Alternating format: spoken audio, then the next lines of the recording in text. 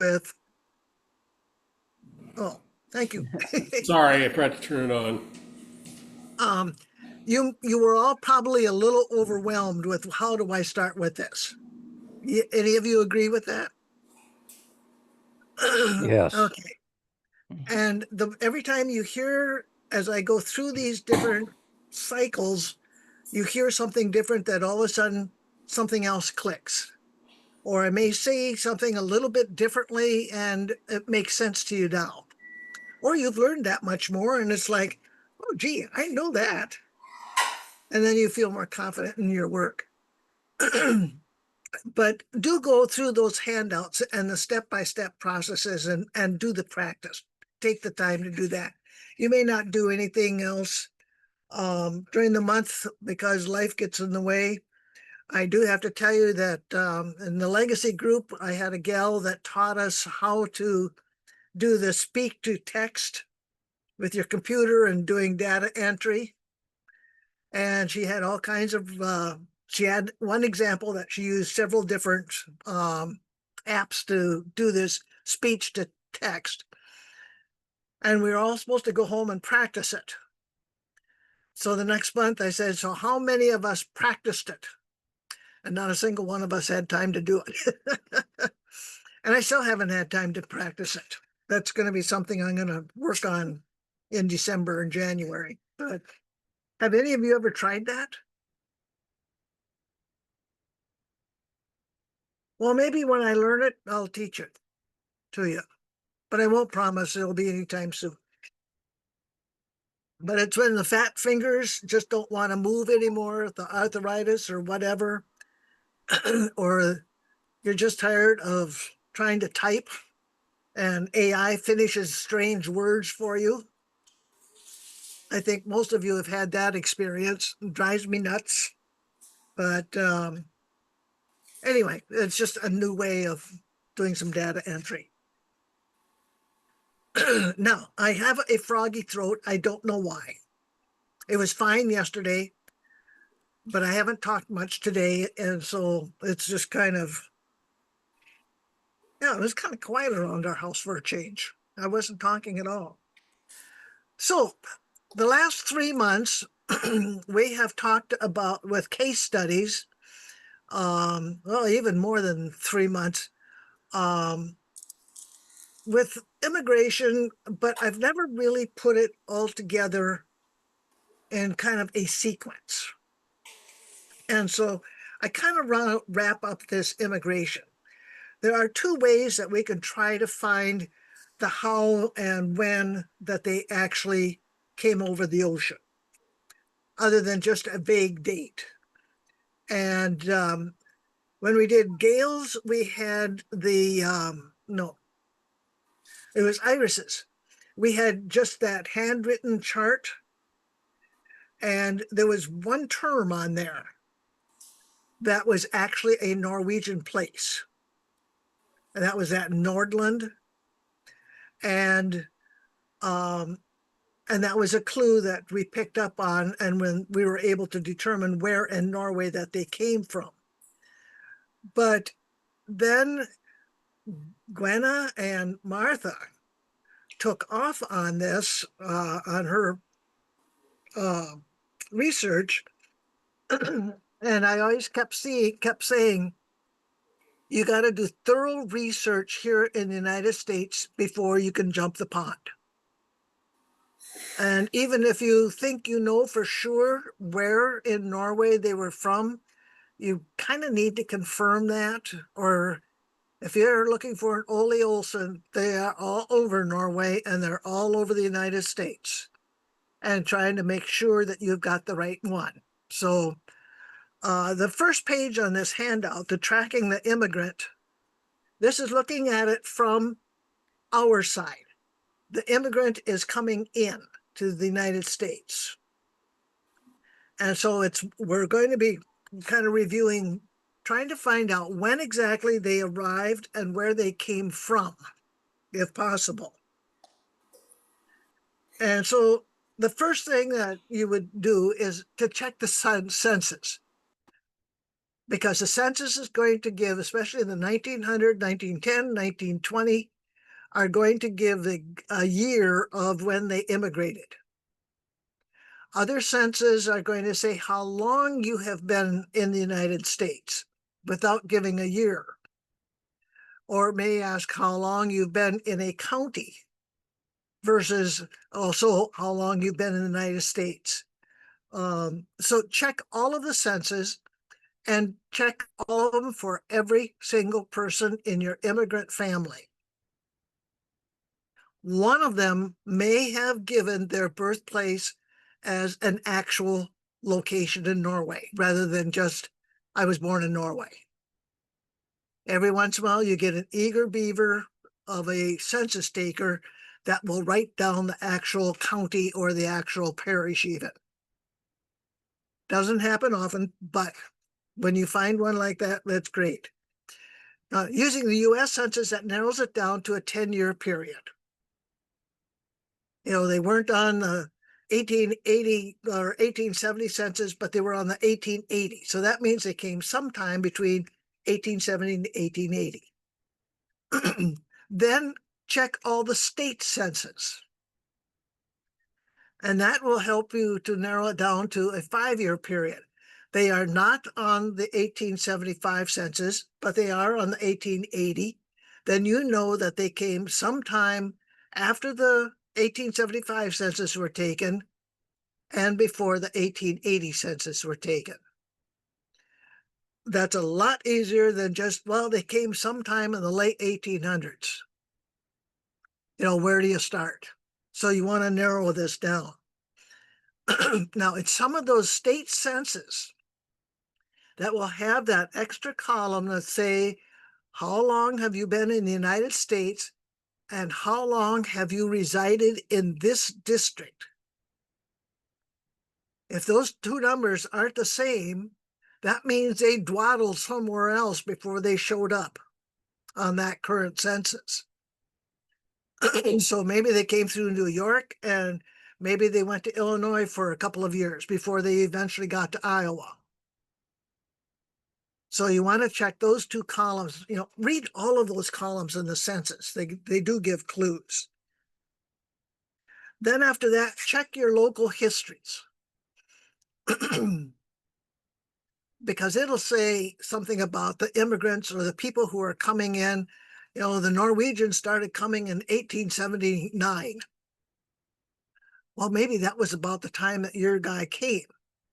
And maybe it'll list some names, and maybe you recognize some of those names as in-laws to your ancestors' kids or something like that. Then they may have all come together, or they may have come from the same parish in Norway. So check those county histories. They like to get into a lot of detail on that. The next one that I would do is check all the local churches within, I would start with a 10-mile radius, especially if it's before the event of the cars. Most of our immigrants were not going to travel more than 10 miles to a church. So just, you can get the plat maps, because usually those churches are listed on a plat map, and those are online. And even though they may have come from a Lutheran state of Norway, they may not have been Lutherans. Remember, there were dissenters.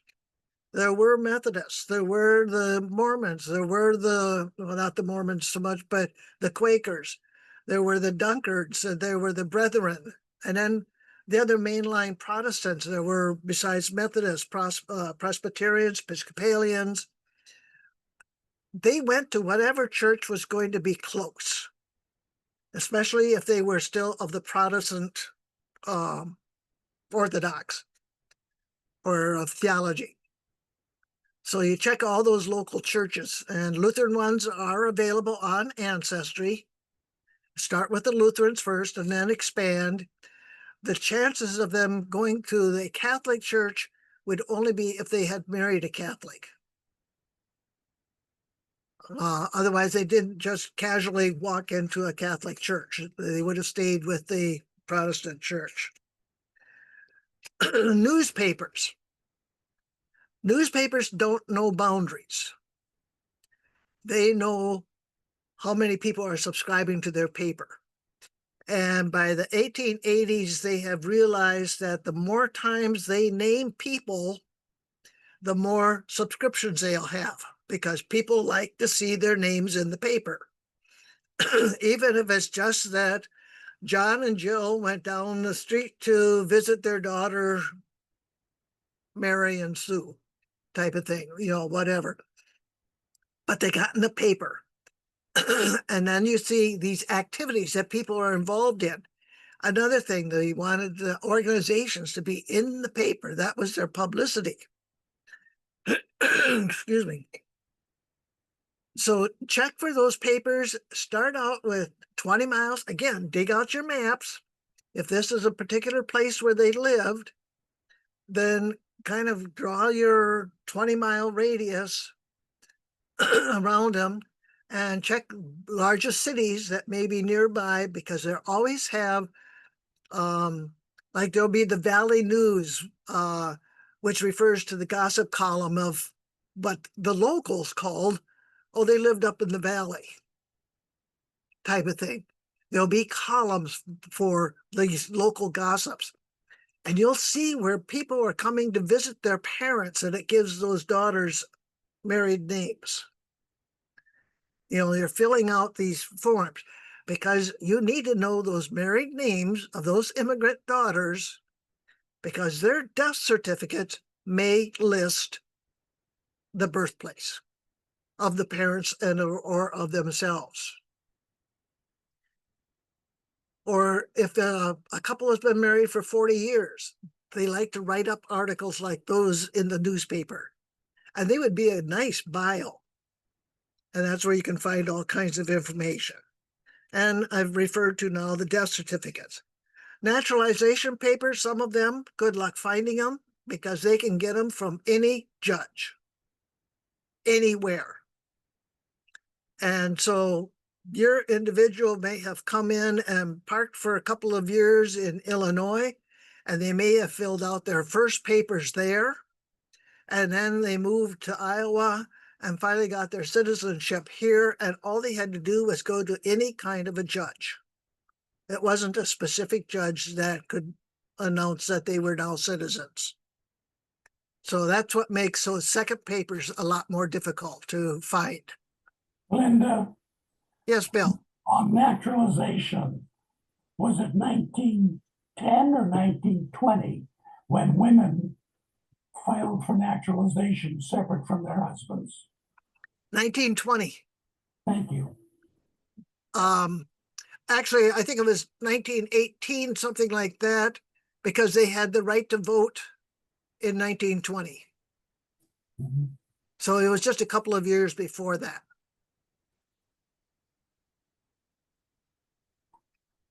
Homestead papers. A lot of women applied for homestead, and not the spouses. Or they were grass widows. The husband has gone west, and she's more or less abandoned. That is a grass widow.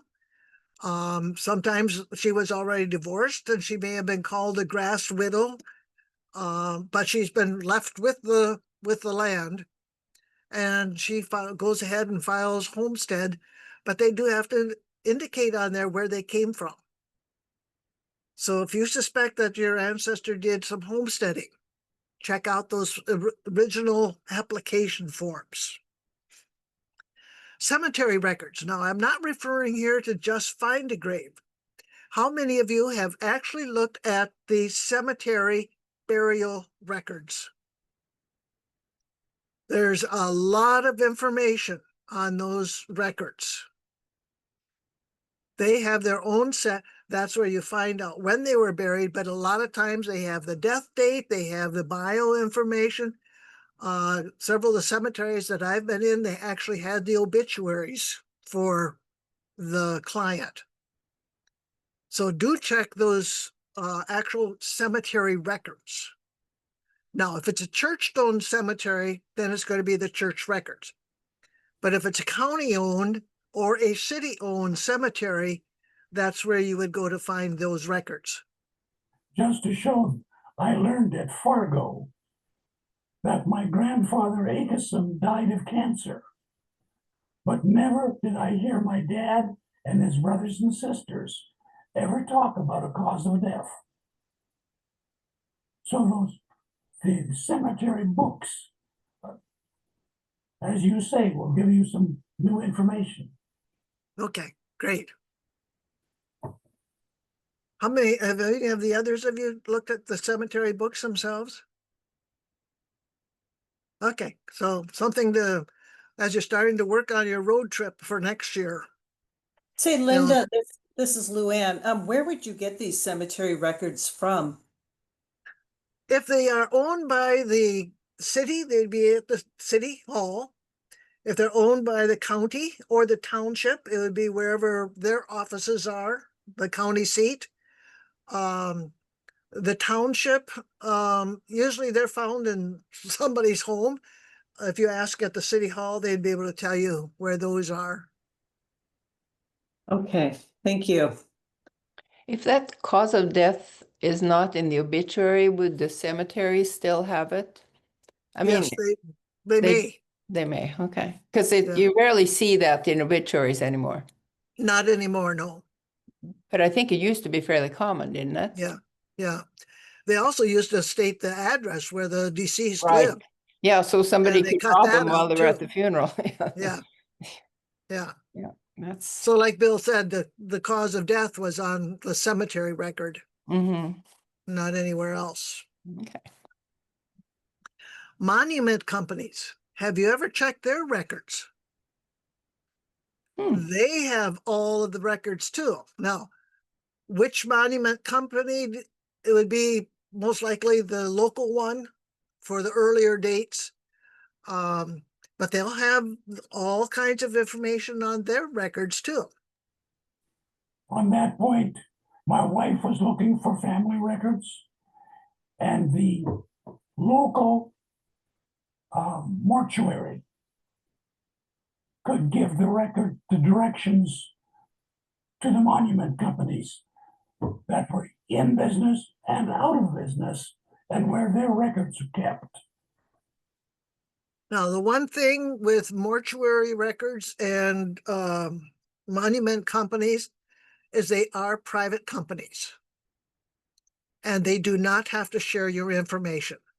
That's not necessarily public information. However, if you might have family in their cemetery or you live in this area, you may be a potential client. So therefore, they're usually pretty good if they have them. But the key thing is with a private company is that the records may not stay with the company. They may take the records, the family may keep the records themselves.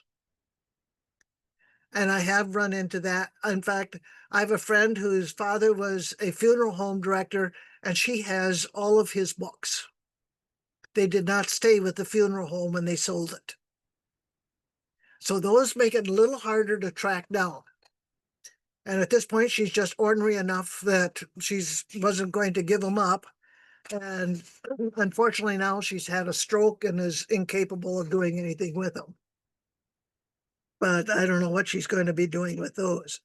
But do keep that in mind when it's a private company. They don't have to share information, but they usually are good about it.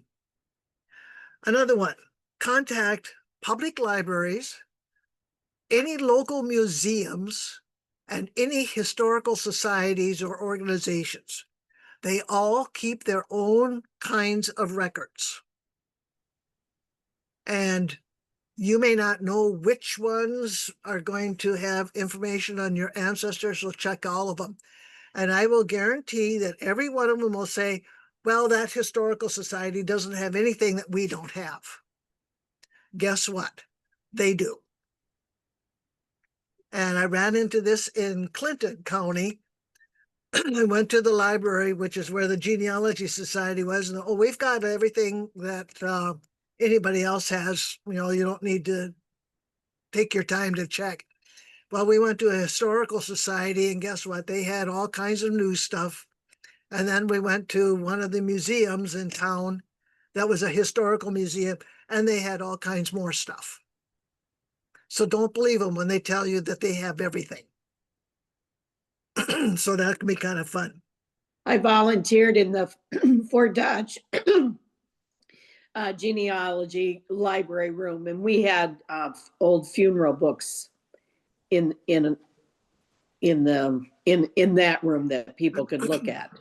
Okay. I mean, it wasn't digitalized or anything like Yeah. that. You had to know that at least the year, or you'd be looking at a lot of pages. But we had old funeral books from Now the there funeral was, home.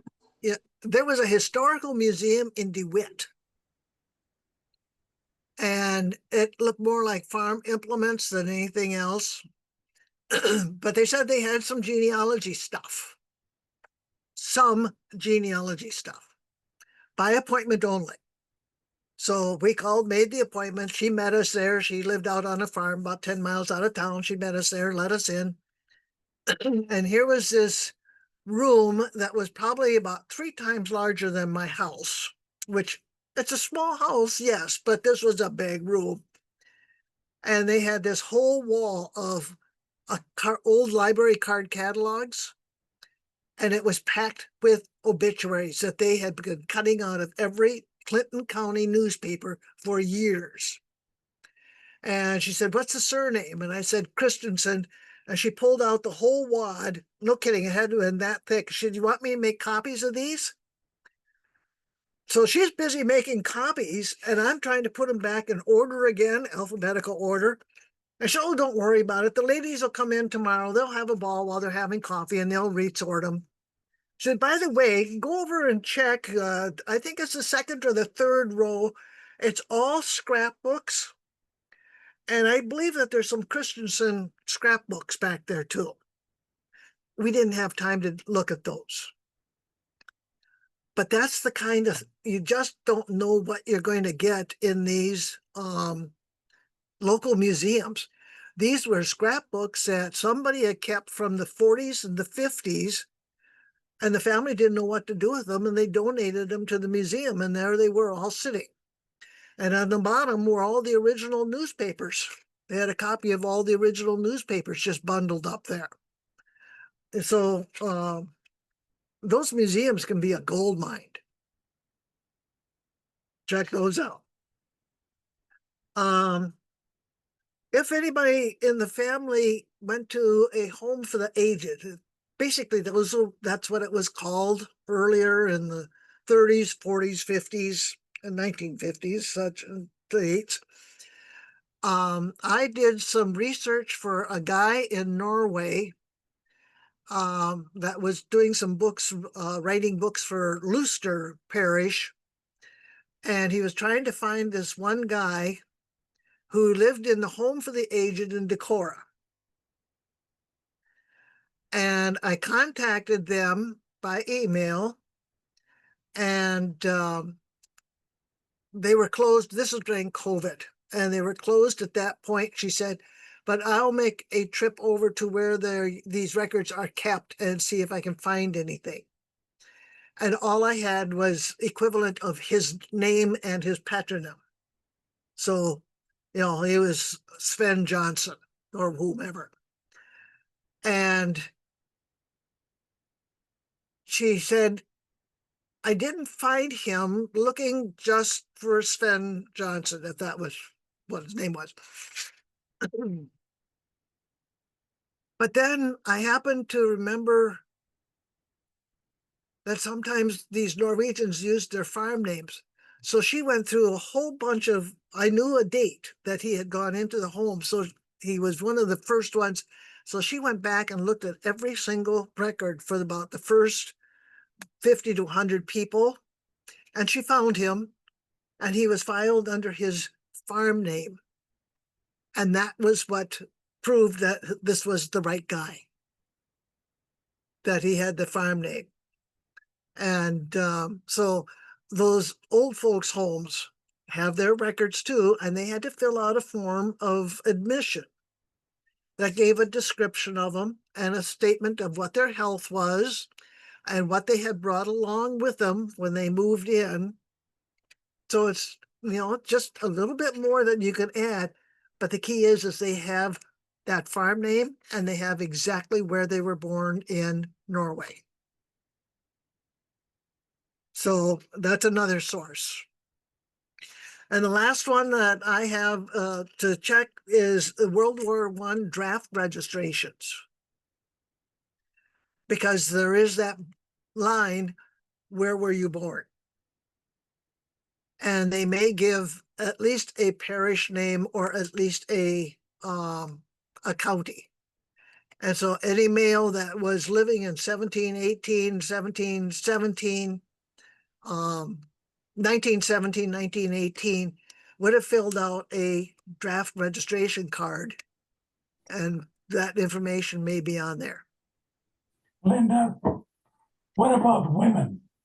I knew a lady growing up that was a nurse in the army during the First World War. Would there be records? There would be records for her since she was active army, yes. But Okay. women, as far as any kind of draft or any other type of thing, no, there wouldn't be anything then. Except they're listed as a wife. The person who would know where you are, Yeah. or the contact, the closest person for contact. And a lot of times if they were married, they just said Mrs. John Jones instead of giving her first name type of thing. But yes, the women would have had a record if they had been even as an army nurse type of thing. Well, now, Linda, didn't your mother ever receive a letter addressed Mrs. Reverend and your dad's name? Yes. Got it. My mom didn't have a first name until after Dad died. She was always Mrs. Emoholm. Never addressed any other way. The friends called her Doris, but, she was always Mrs. So-and-so. Now, can any of you think of any other places to look for potential birthplace information besides these 14? The family Bible. A family Bible. Definitely. How many of you have a family Bible? Okay. Some of you do. Good.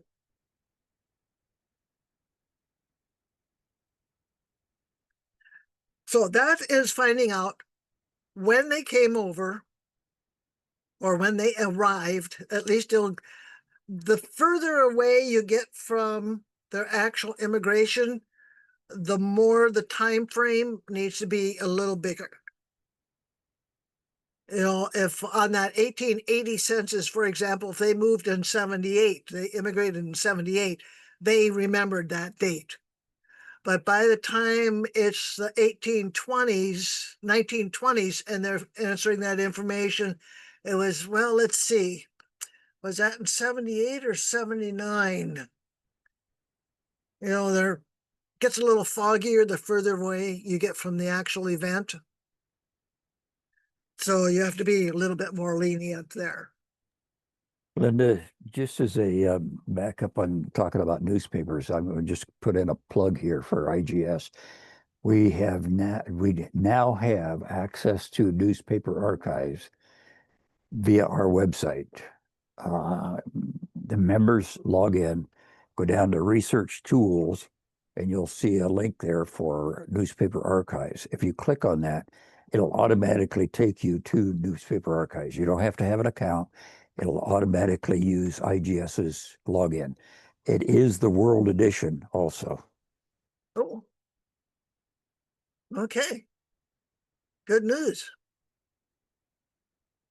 And do check with some of your public libraries. They may carry a prescription to some of these newspaper websites too. That access is also available remotely, so you can access newspaper archives from home. Okay. It is remote. What Now, about is that foreign? the same company that the state historical building accesses to? I believe so, but I don't know that for positive. Okay. Gwenna? What about foreign language newspapers? Is there any Norwegian ones that were popular? The Poston was a very popular one, and that came out of Decorah, didn't it? It was called Decoraposten. So Decora is part of the name.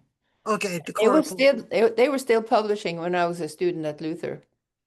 I I graduated know in that I 69. know that they mailed all over the They did. Midwest All over and the even country, I to think. yeah, because there were a lot of Norwegians that came to here in North Central and then kept going out to Washington and Oregon and Alaska. If they came from fishing areas, that was, they decided fully with this farming business and they kept going west and they were sending the papers out there too. And I think the Western Viking, isn't that out of Seattle or something? I think they published in Norwegian too, but I'm not sure. But that should be one that they have archives. Now, Did they put obituaries in them? To let people back home know? Hmm, I don't know. I don't know. I haven't looked It was at a any of the, newspaper. They probably did. I mean, but then again, I don't know. One thing that I ran across, Linda, and I was accessing some Norwegian newspapers yesterday via the newspaper archives, and they were in Norwegian. And unfortunately, like Digital Archivet, there was no way to translate it. Mm. So your only hope is to go through like Google Translate or something like that. I have talked to a couple people down at IGS to put in a suggestion to newspaper archives to maybe someday think about having an option on their website to convert to English. now there was a webinar that I watched and I got lost because I'm not keeping up with this AI. There's just too much of it too fast. But it was a German uh, Germanology for genealogists. And the program was using Chat GPT and I think it was Perplexity that were using AI for transcribing the OCR or with using AI for full text search and transcribe it first and then translate it. And like I say, I got lost real fast on that one, and I'm not sure. I know enough about AI to be dangerous and not enough to be productive. You know, But even without being able to translate, you will get, because in Norwegian papers, it's just the death notice, basically. With the name of the deceased, the dates would be there and the immediate family. And that's all that's going to be there because, family members cannot submit an obituary. Obituaries are written by friends or colleagues or whatever. So most Norwegian papers aren't going to give you a lot of information about the person who died unless they were somebody in the public eye. really, the Yeah. family didn't submit an Oh, no, obituary. no, because then you could just praise this person to the skies. It had to be somebody who was, Oh well, that more is or the less fun part of objective. the that is What? the fun part of the old papers. My goodness, they all walked on water. I'm sure. Well, I don't know, I don't know if that law has been there forever or if that's something new because maybe the papers got inundated with long articles of, praising the deceased, but I know that's how it is now anyway. So, but I mean, yeah, so even if you don't have Google Translate, you could still get some good information from just looking at the death notices. Yeah. Now, don't forget I have a phone here somewhere. Use your phone. Oh, it's in my pocket. If you go to put the app for Google Translate on your phone. So I've got it on there. I think it's right here. And when you go in there,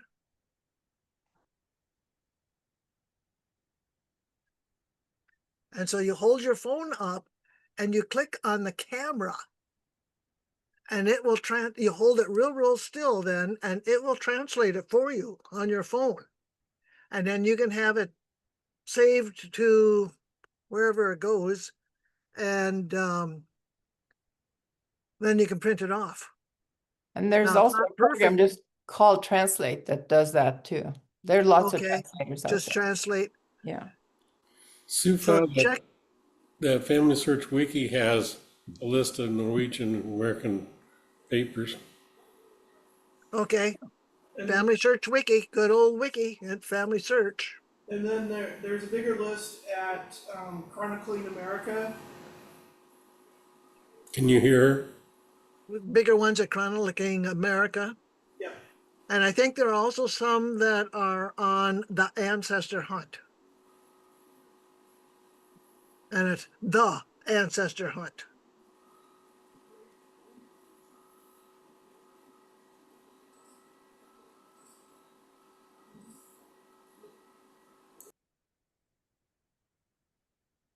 This is my phone. Once I get into, where's my camera? It shows camera in the center at the bottom. And you just press on that. And it just uses your phone for doing the translating. Pretty nifty.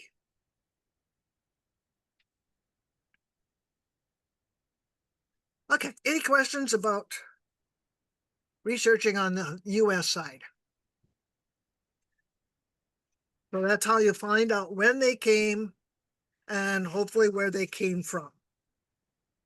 Now we're going to switch and we're going to work it in reverse, and we're going to look at the emigrant coming out of Norway and how they got here. And somewhere in that process, we're going to find the ships and this type of thing. Again, I've written this out step by step. I went through it kind of fast last month when we were working on Luann's. So I wanted to just do this a little bit more thoroughly. In this situation, we know that they came from a particular parish. And I'm going to say Opland. I'm going to use my grandma again because she's still being elusive. But first of all, you check in the church records for the Utflets. You know the year that they came, within a year on either side, because of the census that you've looked at here in the United States. And so like my grandma, I know from the census, she came 1887, and one time it said 1888. So I'm going to be searching for both of those. Now, one problem with the Utflets, I think you've gotten kind of the idea that the minister had a huge area for his ministry and an awful lot of people, because this was that population explosion in the 70s and the 80s and the 90s when there was this massive movement really going strong.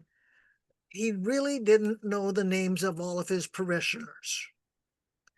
And so with the Utflits, a person or a family is listed when he finds out that, oh, they went to America, and then he writes them in. We're going to look at some of those. Now, for some reason or other, when I go into, let's see, I need to share my screen. Am I ready, Rex? Should be.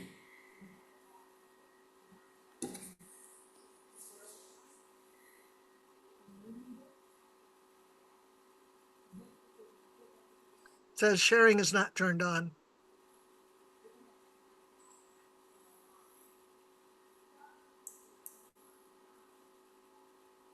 You have to turn it on, Rex. It's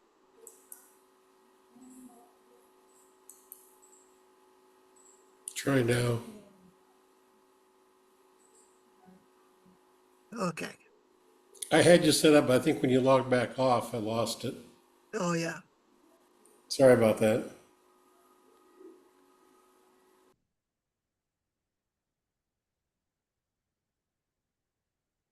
Okay. You see my digital archivette? Okay.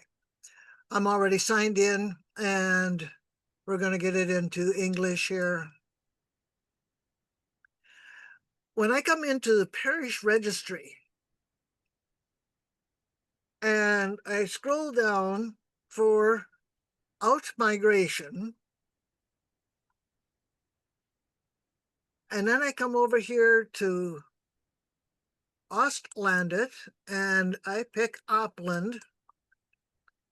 I have gone through this list and gone through this list, and Loam is not listed. Hmm.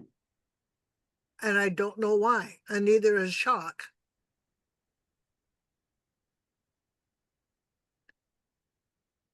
I recognize some of these other town names, but not my church name.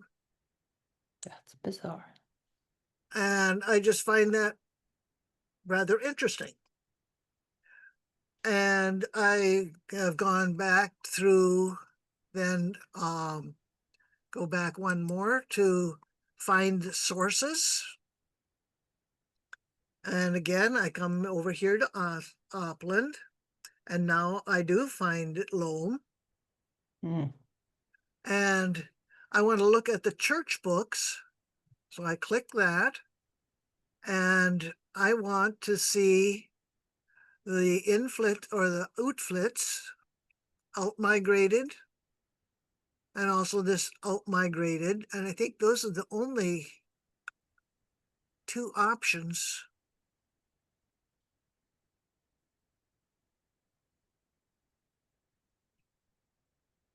And the period I'm going to pick 1887 to 1888, because those were the two dates that I found.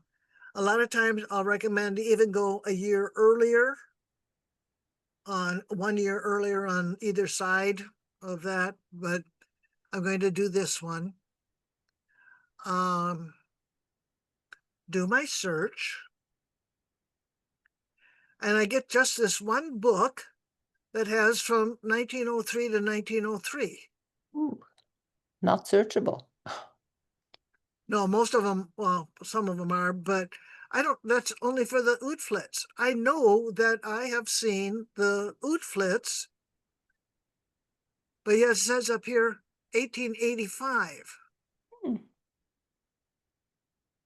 The only thing I can figure out is that the guy stuck outflits somewhere else in the book. Because here's 1903. And there's only 2 pages. Oh. Somewhere, and I could not find it when I've been looking for it. We had found where Levo Olsdaughter was listed as an outfit that she had signed the papers on the 1st of June, or she had to sign papers that she was leaving on the 1st of June of 1887. And now I've got to go back and find where in the world did I ever find that information? Because guess who didn't source it? So I'm going to pay for that now. But here's 1903, and this one is okay. I was going to look for some odd ones, but a lot of times, let me just, I'm just going to pull up another I'm going to remove all of those. Okay, now we got 10 hits here. I just thought of this one.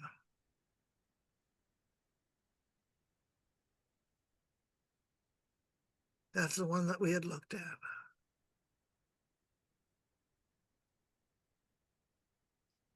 Above was out-migrated. The what? On the right-hand column, there's sometimes out-migrated or in-migrated.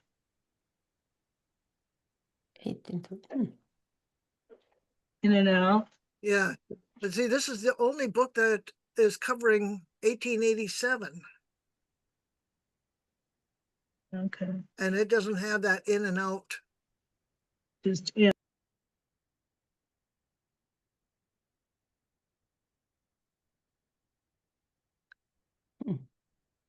Would, yeah. If Okay, it was Lacey, could he put them under leavers of the state church? Because if they moved away, they also left the church. that's a thought. Well, it's not likely, but it's a possibility.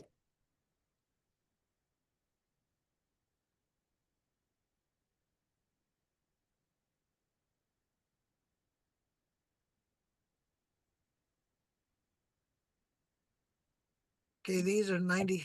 I can't see the headers if if any of them give the reason for leaving the church. Okay, that's just, This is the date. This is the date they left. and the name and Birth year. birthplace, confirmed when they were confirmed, where they are living, to which church are they going? And yeah, so it doesn't, and most of them it just says question mark, okay. Yeah. And I don't think it says anything else. Okay, what I want to show you here is, here we have 1891, Mhm. 93, 93, 95, 96, 97. You Didn't know happen that there were often. more people than that. Mhm. And what I was looking for is sometimes all of a sudden there's one that'll say 92, Hmm. totally out of order. Oh, I see. Mhm. And it's only 2 pages. And so this is it. This is all there is. You know that there were more people than that. Mhm. So where I found that information, I don't know. But what we're going to do instead then is to take me on my word for that. Looking at where Loam is, you look at a map and you know that the major ports were Oslo, Kristiansand, Stavanger, Bergen, Kristiansand, Trondheim, and then Tromsø and Bodo area. Now, they did leave from a few others, but those were the main ports for getting to Hull. Yes, the majority of them went to Hull, England, and then took the train across England to Liverpool. And so when they left Norway, they went to one of these main ports, and looking at the map, my grandma could have easily gone down the valley, down to Oslo, or she could have tried climbing over the high mountains to get to like to Bergen or Kristiansand. Kristiansund. And that would have been a hard trip because that was dealing in the very high mountains, a lot of snow, cold, whatever. In June, it would have been It would okay. have been okay. But it would have been easier just going down to Down the Oslo. valley. Mhm. And maybe a little cheaper. We don't know at this point who she traveled with. If she was doing this by herself, I can't imagine her doing all this trucking around all by herself. But you never know with those Norwegians. So I have determined that she probably left from Oslo. So I'm going to come back here And I'm going to get this all cleared out. I'm going to go to,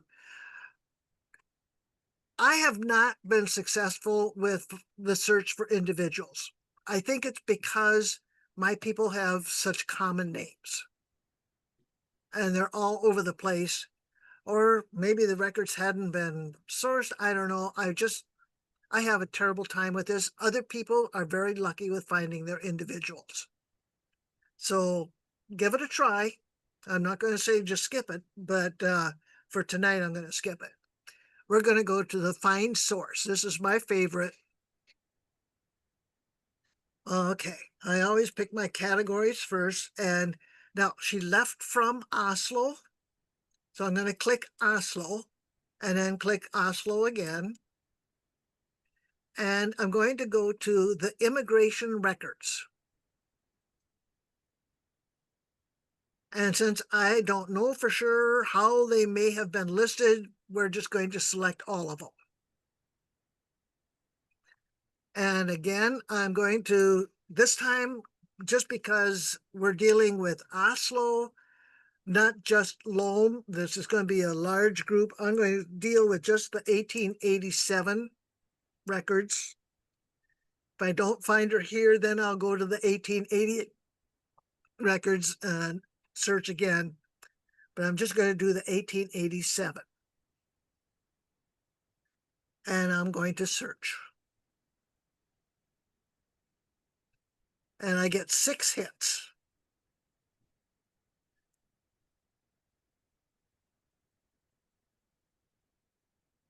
Now you can tell I've done some messing around here. You know, isn't that interesting? I had 8 hits earlier tonight, just before I signed on. The indexes are a pain in the butt. I'll tell you that. So let's find the book that has 1887. It could be either one of these. This one's going to be easier to look at because it's just a couple of years versus all of those. So I'm going to go here. I can search the source. Again, I'm not lucky with that. I like to browse personally. And we begin. And that's just the cover. Okay, this is April 1887. And I want June 1887. Okay, I know, and I put the link on your handout, but it's page 95. Actually, this is really lucky because there are 496 pages I could have had to scroll through. Okay, here's June 1887, and it starts out, well, let's go back and see what's on the previous page. Here, June 87 starts out, day 1, June 1. Now, all the people we're going to look at here are going to be June 1. I am looking for, her name was Levo, she was called Lena, Old's daughter, Ockhurst. So we're looking for anything like that. There's Olson's, but they're not the right ones. This is where they're coming from. Guess what's going to be the quick and dirty way to look for her? Look for the farm. Look for the place, if a farm or the communa, parish. So we're going to go to the next page, and here's Loam. And here is Livy, and now it's spelled with an I. Livi. And I blew it up so that I could make sure that it's both dotted. That's not a sloppy E. So it's Livy, Old's daughter. She's a Piga, single. And then this is list for male ages, and this is female. She's 19 and she's from Loam. And here's Ingrid T. Rhonda, and now I'm not familiar with that farm name at all. But She's also 19 and from Loam. And we're going to keep going over here. And they're going to Viroqua. And that is right, because Levo has an older sister, Marie, who lived near Viroqua, on a farm near Viroqua. And you come over some more and you scroll up here, and they were going to sail on the ship Anglo, which was going to leave on the 3rd of June from Oslo. Now that makes sense. Remember, she left, or she had her papers on the 1st of June. And so she's going to be sailing out of Norway on the 3rd. Her passage was paid for. It was prepaid. And that we know that her sister Marit did send the money back for her to come. I don't know what this is. These are comments. Do you have any idea on that, Marie? So, no, you would think, you know, as fancy as that handwriting is, that I can't make out what that word is. Say, Sakort. They're all, And then there's some R's. yeah. But it Sveos. looks like S-A-C. Yeah. I don't know what that means. Attest, okay. Now, postlock. Okay, well, we're not going to worry about No, that. that one person is Swedish. That says svensk, I think. But anyway, maybe that's not what it says. But Anyway, going to come up here. Here we have, let me shrink this down so you can see the column headings. Mhm. Where is she? Here she is, Levo. Okay, she bought her ticket through a guy named Blickfeld. Mhm. And then where are they going? That is the Vroka, right here. So you can see what the column headings are and that type of thing. So Mhm. the Where's ship is, Veroka? hmm? Where is Veroka? It's in Wisconsin, south of La Crosse.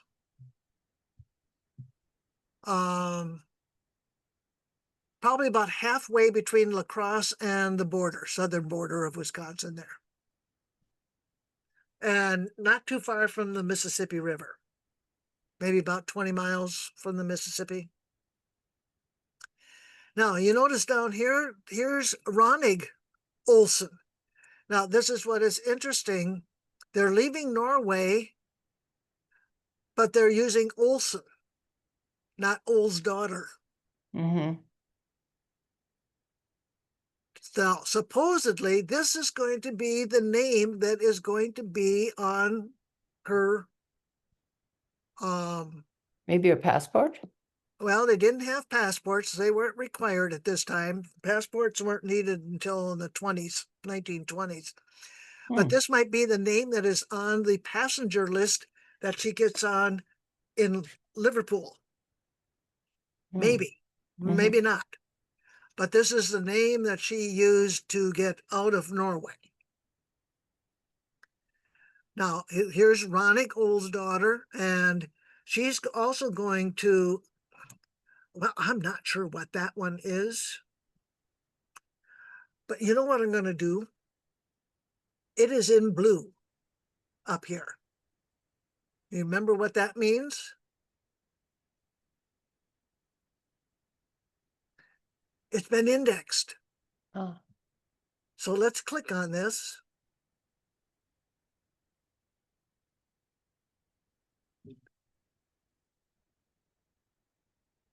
Livy Olson. And where's my year? Year of birth there. Mhm. No, not her year of birth, but Oh, okay, Ori protocol. That's a ship. Let's see what happens. Livy Olsen. Okay, Livy Olsen.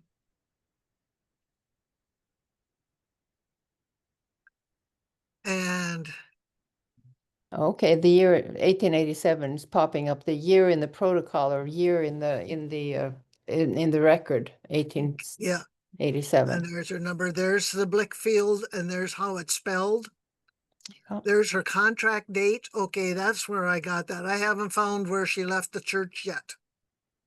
Mm-hmm. That was the date. And the ship was to sail on the 3rd, going to Veroka, prepaid. And you scroll down, and she is number 20, person number 20. So here's person 1, 2. So we're going to scroll down to number 20. And there she is. She's highlighted. And here's that Ingrid. And she's from Loam, going to the same place. Mm-hmm. So I really need to find out who this Ingrid is. You know, is it a cousin or just a good friend? And just using Veroka as the place that they're going to go to. Here's this Ronig Old's daughter. She's a couple of years older. No, yeah, she's about 5 years older. She's going to DeSoto, Wisconsin. I have no idea. Anybody got an idea where that is? What DeSoto? They're writing it just the way they hear it. It's interesting that all the birth dates are, it says beregnet, which means calculated, so they're not really sure about it, but they're assuming that's the date of birth. Yeah, because this gave just their age Mm-hmm. Oh, on yeah, that other record. right, so it could be. Anyway, I scrolled through. There are 385 people, I think it was, on this particular Anglo ship. Hmm. And there were 42 of them that were from Loam. Wow. And they were going everywhere from Grand Forks, North Dakota to Chicago to just going to New York. There were some that were continuing on out to Washington, but they were all leaving from the Loam Parish on this same ship, which I found was interesting. And so I could do another search here. I think how did I do that? Hey, Linda, there's a DeSoto, Wisconsin. Is there a DeSoto? Yes. Okay, that's probably where they were going. Let's see, where's Homestead? I think I did it this way.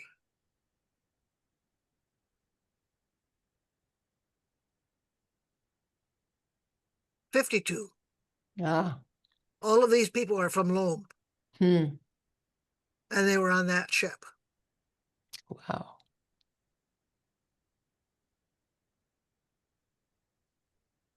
You know, so nope, they didn't travel by themselves. Rarely.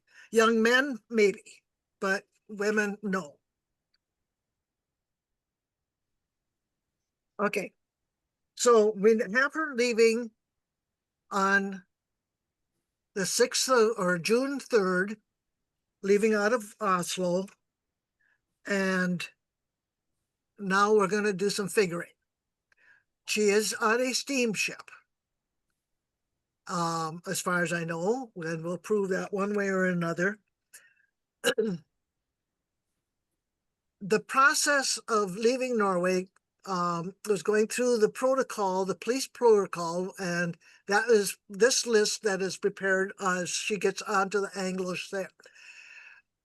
This particular ship, well, let's go to Norway Heritage here.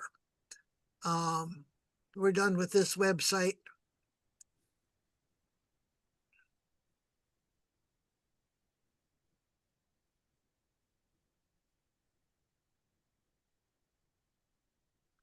Because now we're at this fabulous website. Okay, we know that they can come down here. Scroll down, scroll down. There's all kinds of stuff here. Oh, yes.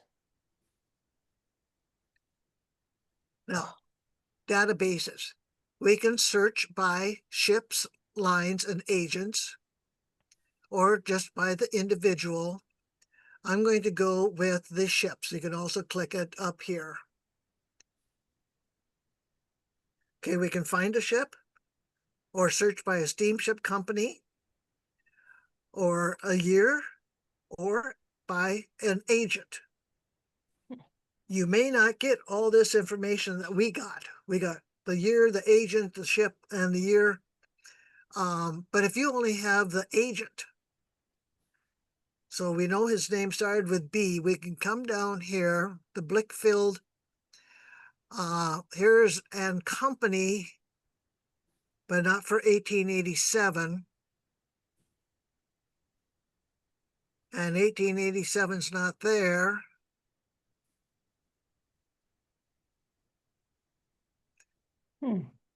Here's Blickfeld. Here's 1887. He was selling tickets on the Cunard line. So she's leaving Norway on just what is called a shuttle type of shipping company. They stopped at these main ports, picked up people and produce, and sailed to Hull. Turned around, dumped the people off, picked up other stuff, and hauled it back to Norway. This was just a Hull and Liverpool were both major ports with the shipping of merchandise. But when the people bought their tickets in Norway, they bought that ticket to their destination in America or Canada or Australia, wherever it is they were going. And it would have been on the line that the ticket agent worked for. So in 87, he was working for the Cunard line. So we know she's going to sail on a Cunard ship when she leaves Liverpool. And we can click on the 1887. And these are all the different ships in the Cunard line in 1887. Now, this just tells when they were built, how big they were, and the shipyard. And it says it may not be a complete list. But what they're talking about here is, and we don't know what ship she was on yet, but they are steamships to Hull. That's all they got to Norway, from Norway to Hull. Went by railroad to Liverpool, and then by steamship to New York or Boston, or from there on to final destination. And these ships all went from Liverpool to New York. So we know that she did not go to Boston. She did not go to Quebec. She didn't go to some other port. She did indeed go to New York. That's what it says here. Okay. But now those are the ships. Which one was she on? Gonna go backtrack. That was by the agent. Now we're going to come up here, and we can do it this way. We're not going to get a whole lot more. Anglo, we'll look for that one. See what kind of information we can get. And it's thinking. It's alphabetical.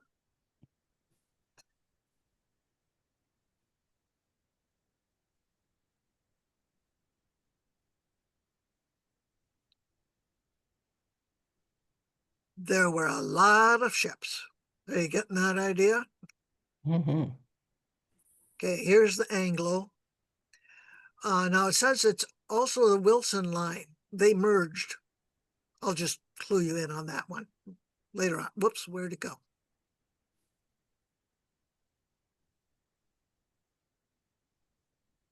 Here we are. And the Anglo was built in 1874. And and it made journeys, we call them headings here. That's got to go all the way up. Norwegian departures and translation or transatlantic voyages.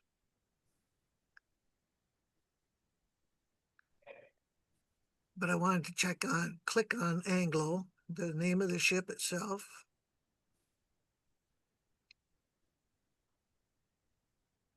And here it tells, again, it's confirming.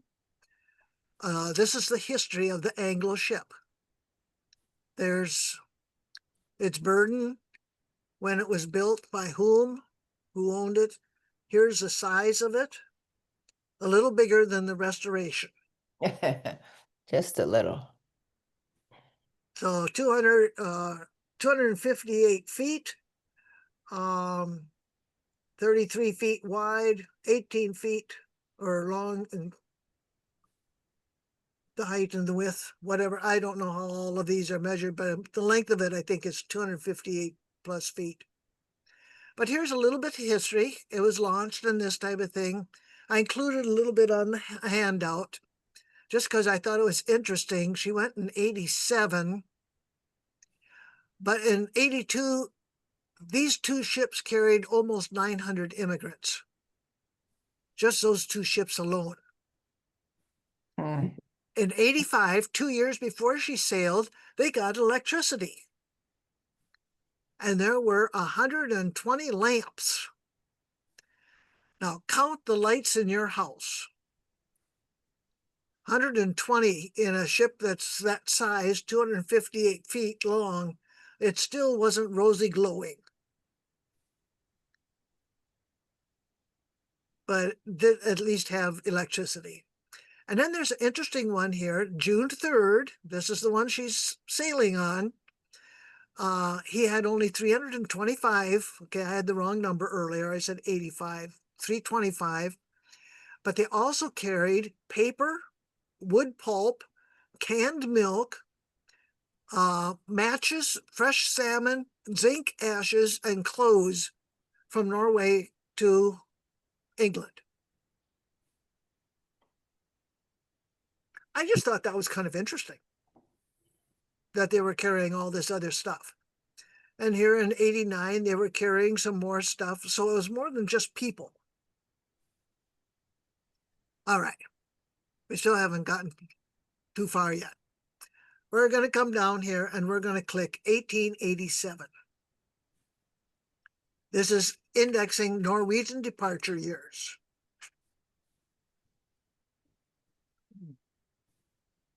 Okay, these were all of the ships, and we know that she was on the Anglo.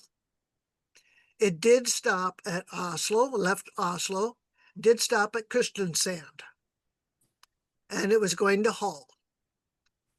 At this point, we're going to click on the blue box. If we click on this, it'll be the same thing that we already saw. Click on the blue box for details. Okay, it said Wilson Line. We saw that before, even though it was Cunard. It departed from Oslo, Christiania, on Friday evening.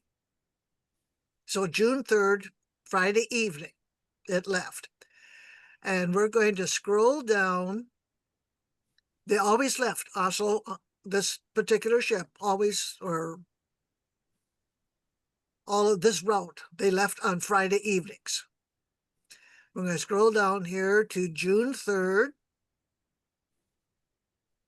And it's 2 columns. We're going to click on the steering wheel. Now, this is a list of potential ships that they would have caught in Liverpool. Since it was a steamship, it would have, and they left in the night, they sailed to Kristiansand and they picked up people on June 4th. Probably left that night and sailed to Hull, which took about 24 hours. So that would have been the 5th and the 6th. Then once they got to Hull, by the time they were processed into England, got on the train, rode the train over to Liverpool, got off, and then went through the processing of getting onto the ship that's going to take them to their destination. That would have been 4 or 5 days. So I calculated that this would have all taken about 9 days. And so she probably did not leave Liverpool until about the, what did I calculate here? The 10th, the 9th or 10th of June. Now, which one of all of these ships did she catch?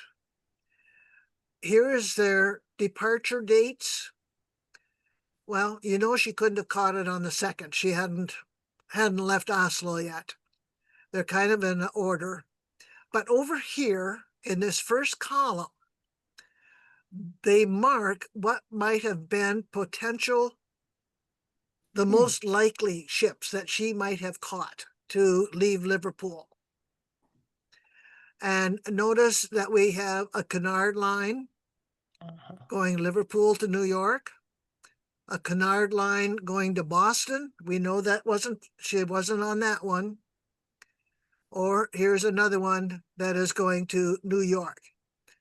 So she's probably on either the Etruria, that's how that's pronounced, or the Gallia.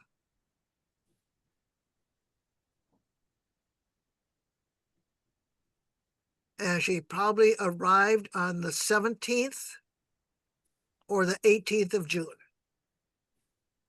So that narrows down trying to find those two passenger lists and hopefully find her. And I have not found her. Ancestry has both of those lists, but I have not found her yet. So I don't think she went by the name of Livy Olsen when she left Liverpool. So I still haven't found her. But I'm closer than I was before. That is how you find the passenger list. And then now you jump the ocean and you're looking for that list as they came into New York. Is that making more sense for you? Seeing kind of the whole picture again?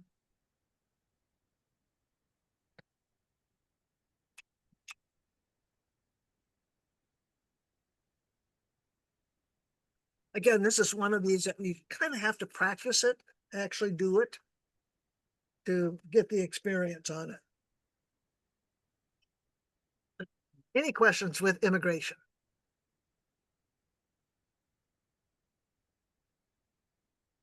Linda?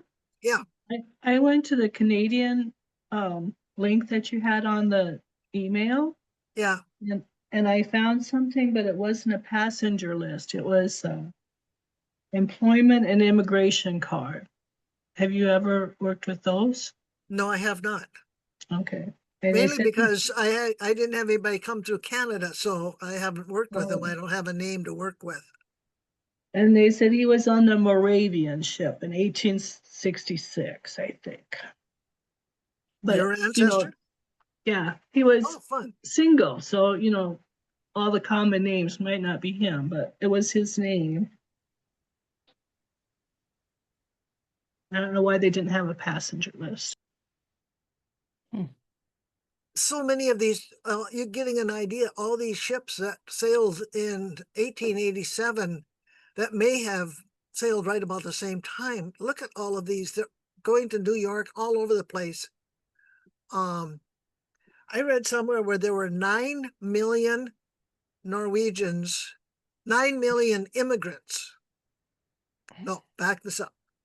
900 immigrants that went through Liverpool from 1820 to 1920. Now, going through Liverpool, that would have got in all of the Scandinavian countries, northern Germany, all of the northern European.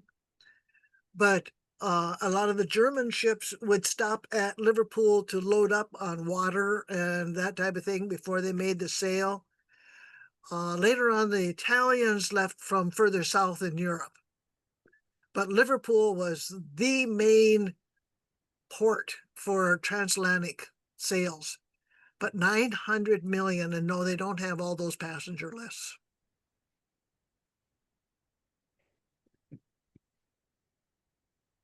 Think between 1820 and 1920, 800,000 Norwegians emigrated. And also, I was reading here, between 1866 and 1900, so many people emigrated from Gudbrandsdalen, from the valley, that the population dropped by 15 to 20% in spite of the fact that the birth rate was high. And then it also notes that in 1970, the communities of Lesja, which is farther north in Gudbrandsdalen, Lom and Skjåk still had fewer inhabitants than in 1865. So they hadn't, in over 100 years, they have not regained. But I imagine by now they do have, at least that many people. But I thought that was interesting that it has not discovered in over 100 years, they did not recover. Yeah. Now you got to keep in mind that Germany was also going through this massive migration during this same time. And,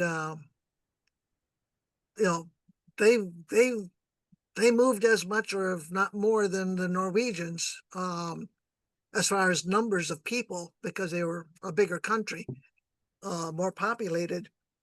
But can you imagine 900 million people? I double checked that, and it was 900 million went through Liverpool because those ships all stopped there. Yeah, 800,000 Norwegians. Mm-hmm. There they come. Yeah. Okay. Any other questions or comments regarding immigration? No, I'm just looking at the departures from you. Do you know when she arrived in New York? Well, it would have been probably about the 17th or the 18th. Yeah, because I was just looking at that first one that you had, the first Cunard, that Gallia. Yeah. That one also, it says White Star Line over on that next column. And then farther down a ways, there is a White Star Line, but that did not leave, and that also went to New York, but it didn't leave until the 24th of June. So that's probably way too long a time, Yeah. For a the most delay. part, once they got to Liverpool, they couldn't get on the ship until the night before or the day of sailing. Hmm. And so a lot of these companies, like the Cunard Line, may have had Well, you a know what? boarding house, like a hotel, only Okay. it was a place for them to stay until their ship left. But it was, you're not staying here for weeks. No, You know? but actually it would have just been 6 more days. So 'cause the 17th was that first one, and then it was the 18th, and then this one that's quite a bit farther down was on the 24th. And that's also, but it's not Cunard, it's White Line, Oh, but then apparently there was some collaboration or something between, some coordination between Cunard yeah, and White. yeah. So that one, yeah, so it's 06, 24, and the others with the 17th and the 18th. So that's not really that much longer. Yeah, I don't know for sure when she actually got to Westby. That I Uh-huh. have not found out. And I But, haven't found out for sure when she got into New York. but that might be another passenger list to look at. Yes, yes. And like I say, I don't know what name she used because it wasn't Mhm. really her name. Well, Well, your Ettebook, your thing from Skjåk says Liebø with an O/ for the last letter, right? yeah. So I'll keep hunting for her one of these days. Well, after Thanksgiving, I'm going to start getting into my Norwegian research again. I'm going to put Ken's on the back burner. I'm tired of his ancestors. I'm going to work on mine. Okay. One other thing that I want to share then. um,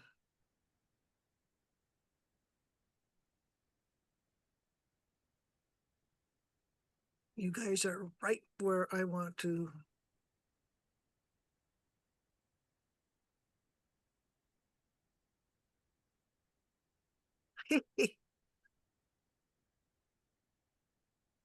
How in the world can I move you guys? There. Click and drag it to the side. Yeah, I did that.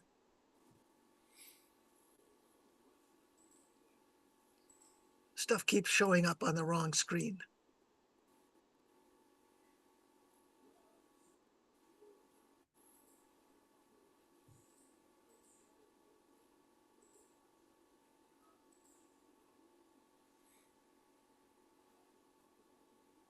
There we go. Okay. What I have here is a couple of pages of the Loam Bigda book. You can tell that it's for the Guard of Aughurst up here at the top. And this is, it's set up, I didn't do all the pages because it's 27 pages just for the Aughurst farm. It starts out with just a general history of Aughurst, and then it has all the old people, and then it gets into the newer section, so to speak, where it's more than just one farm, where the farms have started splitting into different brooks. And I just microfilm or scanned this one particular farm. This is Nordre Farm. Again, this is where I hold my phone up and it translates it for me. It gives some statistics and what the value of the land is over the years. Basically, it was a part of Nordgard, and then a third of it was broken off or it was sold to Ole Olsen. He bought it from his brother, He sold it to his brother. sold it to his brother. Yeah, his brother Halvor. Ole sold a third of the Yeah, farm Halvor. to his brother Halvor. And so what we have first then is a history of this particular brook. Now, the ancestry of Halvor, I would have to go back to the Nordgard brook, which would be a page or two earlier. But this is, like I say, this is just a history of the Guard. It has, let me blow that up just a little bit. Here it has from 1845 to 1875. It has what animals it has, the horses, the cattle, the sheep, the pigs, the grain products, the dairy animal products. And then here's rye, barley, peas. They didn't grow peas, potatoes, and again, some different other produce, dairy produce and land produce. So you can kind of see how it grew or shrunk over the years. And this is just for this little brook of Nordre. As we continue on to the next page, we have some pictures that are neat. This happens to be the house that my grandma was born in. And this is the house that her grandfather, I believe it was, that built in 1833 when he bought the land. But it has some more history, and then it gets into the folk. And so the first owner of this brook, he was there from 1832 till 1857, and it's Halvor Olsen. And yes, it's in Norwegian, but you can recognize most of these words. He was born 1796 at Nordgard, Aughurst, and then it gives the guard number. Guard 61, Brook 1. That's where he was born. And he died in 1857. He married 1829 with Marit, Hans' daughter. She was born in 1800, and she was from Geysar, which was Brook number 38-1. It really tells you exactly where these spouses are from and when she died. And here we have where it's being bought and sold between the two brothers. Then we have the children.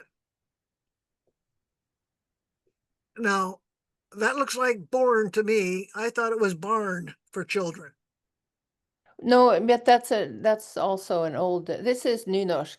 And so in Nynorsk, Okay. it's born with an O. Okay. Born. But anyway, you still know that it's their children. Mhm. And here are their three kids. And so Leva was born in 1829. And then it says C. Oya Garden, garden number 42-1. That is where she married this guy, and that's where she was living. Then Ole is the next Bruker. And then there was Hans, who was born in 36, and he had moved to this guard and that number. And then I wrote in my own page numbers in there, save me the time. So that's a generation. Then we follow that next generation who owned that particular brook down. And so here, this Ole now is down here. So Halvor Olsen has an Ole Halvorsen. And again, we have all of the information here. And there's a little extra here. It says before she was born, Anna had with Rolf Olsen a child, Hmm. an illegitimate child. Now, this Rolf Olsen comes into my genealogy too. We get a little complicated. Anyway, and then it has their kids, and there was Larson. He went to America. That was the one she had That with was the right. illegitimate That was the child. illegitimate one. So what was his last name? Lars who? Well, probably. I don't know. Would the father have given him his name, or would probably Yeah. Olsson? Yeah, His name is Lars Rolfson. Oh. Robson. Yes, of course. See, that's the complication part of the patrilineal. Hmm. He's the son of Rolf, not the son of Ole Right. or Ulla.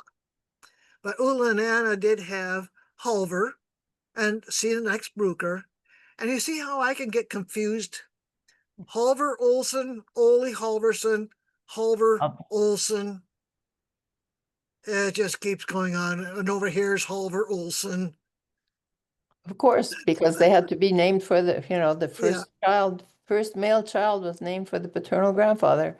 So Okay, this Halvor is this one over here, 1858, 1858.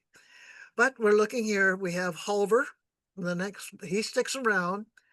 And then there's Marit, who died within a year, and another Marit, and she went to America in 1880. She's the one that bought the ticket for my grandma. And they have where she lived, first in Viroqua, and then she died in Kingsville, Texas. Yes, so he knew that she moved there. And then there's Ellie. Now, Ellie's real name was, she was baptized as Levo. And her dates, and she went to America, and she probably married in Duluth to Martin Vall and died in Aiken. That's correct. And then here's my grandma, and she went to America in 87, and the ticket was paid by her sister. And she married Nikolai Hansen Holm, minister at such and such. And then there was Gabriel. He immigrated, and he died of tuberculosis. And then there was a little baby. Now, until I got this big book, I did not know about little Ola. He died at about 2 days of age. We had no knowledge of him before. And so all of the family moved to America, except Halvor, who stayed in Norway. He inherited the farm. And so then Ola went back to America, back to Norway, and yeah, died in Norway. It says, in 1889, Ola went to America with his daughter Eli. He had a farm near Duluth, but he had come back home around 1900, and he died here. yeah. And there's an interesting story in that picture of that house. It's 2-story. Mm-hmm. To get his passage, he dismantled the 2nd story and sold the lumber. Wow. And then put a roof on it, but now it was too short. And I've got a picture of the Fromm's cap, of the main cabinet, and they had to cut off the very top because the roof was too short. Hmm. Well, then when he went back, he built the 2nd story back on Back up again? Yeah. And Mm. I've got pictures. We were inside the house on main floor, Huh. not upstairs though. And then it goes on, here's Halver, who inherited, and his kids. And it's kind of interesting here because this Olaf is listed as the next Bruker. Yes, he was. I didn't copy the next page. He did inherit, because see, he's the oldest son, but he got engaged and then found out that his fiance was having an affair with his best friend. And he ended up committing suicide. In the meantime, this guy has decided, no, I'm sorry, this is the one. Olaf went to America. This Olaf. But he came back because he says he was the next Yeah, person to run it. when this, so he gave up his inheritance. And so this one was going to inherit the farm, and he's the one that committed suicide. Oh. In the meantime, after he committed suicide, this Carrie got engaged because this guy thought, all right, she's now in line to inherit this farm. Uh-huh. Well, the first Olaf thought, no way is he going to inherit the farm. He didn't like him. So that's when he left America and he came back. He fought in the World War I. He became a citizen and fought in World War I for the United States. Hmm. But he was not going to let Carrie's fiance have the farm. So he went back and then became the next Bruker. But that's part of it's not in the big book. That was a family story. Uh-huh. So this is kind of setting how a family history book is set up, the newer ones. Okay, there is an older one that is awful.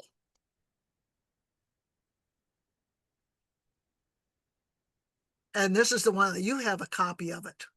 Yeah, I saw that, and it's called Ettebok, and ett is an old word. Well, it means lineage or family, or your lineage, basically your clan, your kinsfolks. So it's not called Bygdebok, it's called Ettebok, but it's because it just gives the families, I think. Yeah. Okay. Now, I'm going to try real hard not to get you too confused.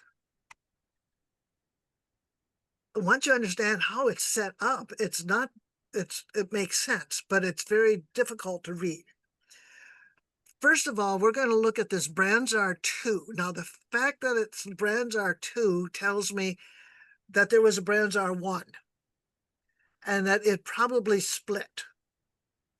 And so this John Olson Branzar is the first one who had the lease or owned this brook of Branzar 2.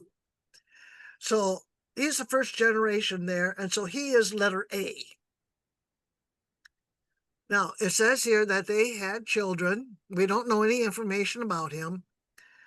And the children are identified as letter B, 1 through 4. And so here they are. I've got them circled B, 1, 2, 3, 4. Now, I made a note up here. The kids in B kids are not necessarily in the order of birth. I think just for convenience, or maybe by death date, they're arranged. The girls, they identified who they married, but they don't name the kids. Later on, they do. Newer times, they'll name some of the kids, not all of them. But at least they do name who they married. And like here, Anne married Morton Syverson of Forberg, and he was the son of Syver Mortensen and Helga Hans daughter. So at least it names the spouse's kid, parents. Okay, so A has the next generation of B's. Then we get to Sylvest, and or Olemi. He's B4, and being the male, that has his basic information, and then it says that he had 4 kids. So they start listing C1, and there's Sylfest.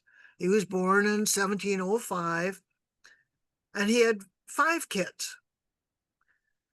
And instead of listing all 4 of the C's, now we switch and we name all of the 5 kids who are now in Generation D, who are Sylfest kids.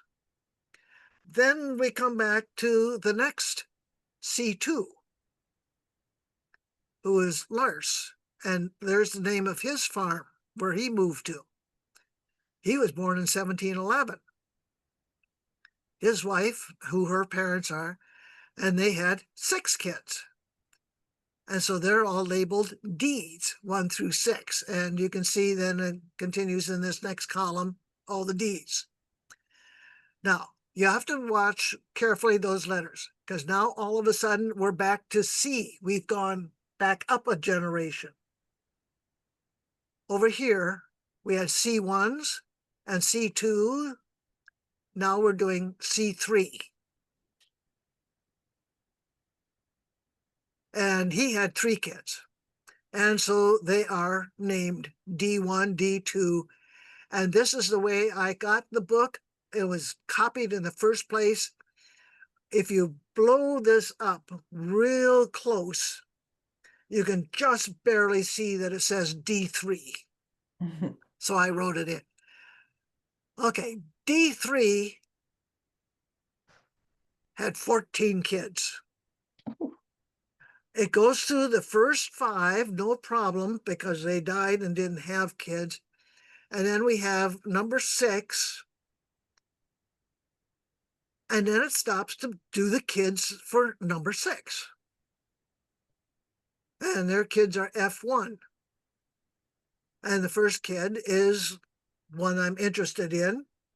And he had 7 kids. And it goes on. And so now we have G. And you have to very carefully watch. And then here's H, because that's that one's kids. And then we get into I's. And this guy had 13 kids. Now remember, we're only through E6 so far. Now we're doing E's, I's, J's. Now here we back up again. Here's I5. See here, I1, I2, I3, I4, I5, 6, 7. We've got to find 12, up to 12. You kind of see how that's set up. It's going to go through all the known kids of each individual.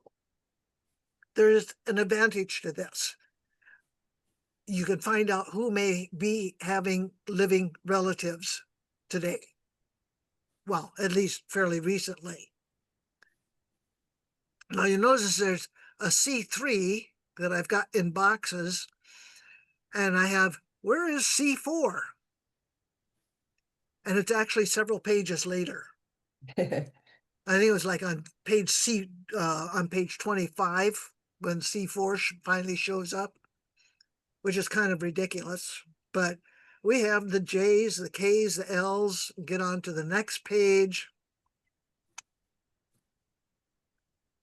And we have some more J's, and then we back up, go to I. Here's 10, 11, and 12. And he had only 3 kids. Now we go back up another generation to the H's. And then we list all of his kids. Now we go back up another generation, and here's finally G3. And then there are 6 kids, and they're listed here and up here. And then we go back to, there's G4, 5, 6, 7, there's the rest of those kids. And then we go back up. So as the letters go up towards the beginning of the alphabet, you're going back a generation again, filling in more kids type of thing. Now, why did I pick this particular one? Right here, this is Luann's great-grandfather, right, Luann? Great-grandfather? Yes, that's correct. Okay. And his siblings. Ewing. So this is your direct line great-grandfather. This is his father, the G level. And that's why it's squared off. And then we go back up to the next square. That's this one. This is the F level. Here's the E level direct line. Here's the D level, the C level, the B level, the A level. So there's like 7 generations there back. And they Cool. are giving you dates as much as they could find them, and at least the spouse's parents.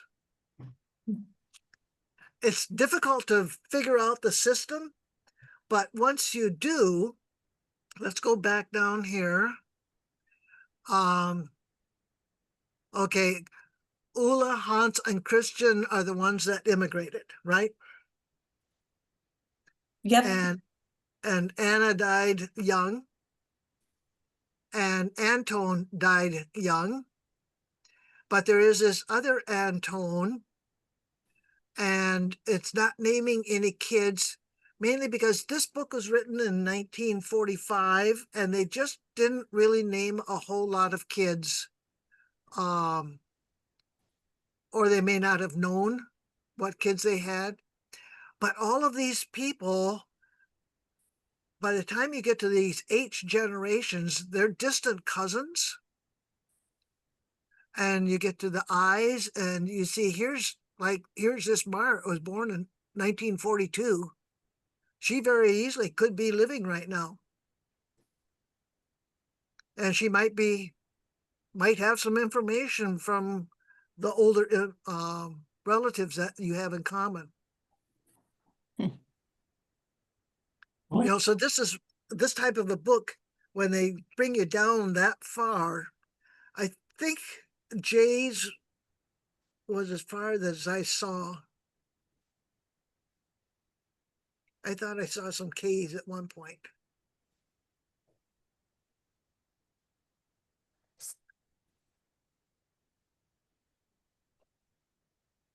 Oops. Linda, I have to ask, where did you find this book from? I bought it Oh, in Chalk. We went to the public library in Loam, and they had it. Okay. And at that time, that was in 2001, and I didn't know what I was doing. And so I had this nice little book, and I didn't know what to do with it. And it's just been in the last few years that I finally, started working with the Norwegians who lived in Chalk, and I was able to then figure this one out. If you have the title if you could give Luann the title, she could probably search, and there might be some Norwegian booksellers that still have it available. And they, a lot of them ship to the States. And I think I did send that to you, didn't I, Luann? Yeah, yeah, that was one of the handouts. Yeah. Yeah, this is on the handout. It is just so cool. I don't know, I have to say this. I taught in Schwok for a year, and it's just so much fun to see all these names of kids I had in school. And it's So what years did you teach there, Marie? just 1 year. It was like from 66 to 67. Okay. A long time ago. But I had, Forberg, I should say that there was one of the students, I can't remember her first name, but her mom, their last name was Forberg, and her mom made the best lefse ever. And then there was Sperstad and just all of these, but I don't remember Ewingsley, that I'm sure there's still a name, that name probably still exists there also. But Yeah. it's just fun. Oh, Brandstad, of course, or yeah, Ramstad, all of those, yes. Yeah. Brandstad, yep. Linda, I haven't had a book, but it's put together where the first generation's on the left margin, Ah, and the child is spaced in 1, 2, 3, 4, and his children are spaced in another 3 or 4. So a whole family and its children go, and then your eye is brought back to the margin for the next child over there. Hmm. And it's much easier to read, and there's Oh. only one column on a page. That would be so much nicer to read. It makes it more visual. Yeah. Mm-hmm. But you see how this would be really hard. You can't just, well, I'm going to find the next G. You know, that G1 there has no association with this G, except that they're probably cousins. First or second cousins or something like that. You know, they're peers. He was born in 1830, this one in 1828. But he belongs to a different family. He belongs to this Hans. And Hans is from F5. So we have to go back another page. Where are the F's? Okay, he's descended from, yeah, another brother. Because there's EF, F1, there's 7 of them. You have to wonder about that set of twins, who it just says about both of them that they died young, and nothing about, who knows, they might not have survived very long. It's interesting. I thought that. There are a lot of twins in this family. Mm, You know, here's a couple more twins. yeah, I did see Here's a couple one of too. twins. I just found that Yeah. there were a lot of twins in this particular family. So for genealogy purposes, would the Big Book information be like secondary source versus a primary source, or how does that work? It would be a secondary source. Okay. They got their information from original records, usually the tax records, church records, probate records, you know, a lot more records that we don't have access to, maybe some newspapers. It takes these guys or authors, compilers, years to put together these books. Mhm. I've And I looked have at found- about I've Mhm. looked at about 10 different Big books for my family. And boy, I really haven't found really any errors at all. No, with the Ockers one, see if I can open that up. I did make some corrections here, but whoops, keep wanting to do that. Here they have like Ella died about 1956, 57. I have her actual date written in. Mhm. And here they have died about 1949. No, she died in 1944. But this is written in Norway. And they may have lost contact with the immigrant that came here, and they were going on the basis of what somebody in Norway, whoever was still left back there, either Ola or Holver, letters written back of what information they may have had. And they have grandma and grandpa getting married in 62, or the grandpa was born in 62 and no, he was in 61. So I've made a few little corrections, but you're right. I have found very few errors in these newer books. Linda, at the top where you've got this relative who died in Aiken, Minnesota, Yeah. that's where I first taught school. Huh. Oh, So really? when it says dead at Fergus Falls, do you know why she would have been in Fergus? Because it's not close to Aiken. And it is where they had the state hospital. Ah, for the insane, as we called it at that time. okay. Aiken is in the middle of the state, Yeah. and Fergus Falls is in the far west part of the state. Well, we wondered about that. North of Because why Alexandria. would they ship her all the way over there? Well, that would explain it.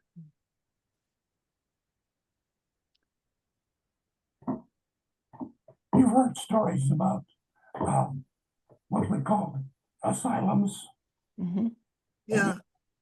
Back in my school days in the 50s, the senior class always took the 2-hour trip to Fergus Falls, and we went through it, and it was really scary. Hmm. Huh. We were right on the wards. I never want to do it again. Huh. But anyway, I saw you had penciled that in, Mhm. and I Yeah. up because it could be a possibility. Well, because she was buried back in Aiken, Yeah. but yeah, we had no information about that. So I'll see if I can follow up on that one.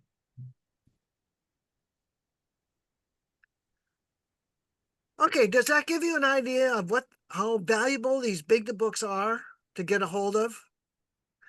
And Grand Forks has a great list of all the big books. Luann, that would probably be the easiest for you to get to. For us, Madison at the Naseth Library has them. They figure they have about 2/3 of all the big books. Hmm. And so it's a lot of them they do not lend out because of the value of the information that's in them. Too many people are tempted to say, "Oh, I lost that book. Isn't that a shame?" And so they don't lend them out. So those are field trips. If you don't have any other questions, that'll be it for tonight. And how about that? I actually kept it pretty close on time. I wish you a happy Thanksgiving or a quiet Thanksgiving. If it's going to be a rowdy one with the family, then take some of your family tree information along. See if anybody is interested in it. Fill in the information, the blank lines, whatever. Get them involved with it. So Do we we don't meet meet, again? we don't meet in November? Yes, we do meet in November. Just Oh, before okay. Thanksgiving. We're looking at, yeah, Thanksgiving is on the 27th. We meet on the 25th. Okay. If you've been busy cooking all day, it's time to take the night off and just rest and come to the Norwegian group. At that meeting, we're going to be looking at formats within the church records, how they're set up, this type of thing, and getting ready then in January, then we start digging into the church records in depth. Hmm. Thank you, Linda. So if you have questions, if you have doubts, if you got the right person or that type of thing, anything you want double checked. If you have brick walls, maybe we can find a way to break those down. Don't hesitate to ask questions. And Bill, I'm still looking for your ancestor and where she left from Norway. Me too. Thank you. It's only been, what, 15 years that we've been looking for her? Yes. 20? Otherwise, have a good month, and we will see you just before Thanksgiving. Thanks, Linda. Thanks, Linda. Thank you. Thank you. Bye-bye, all. Bye.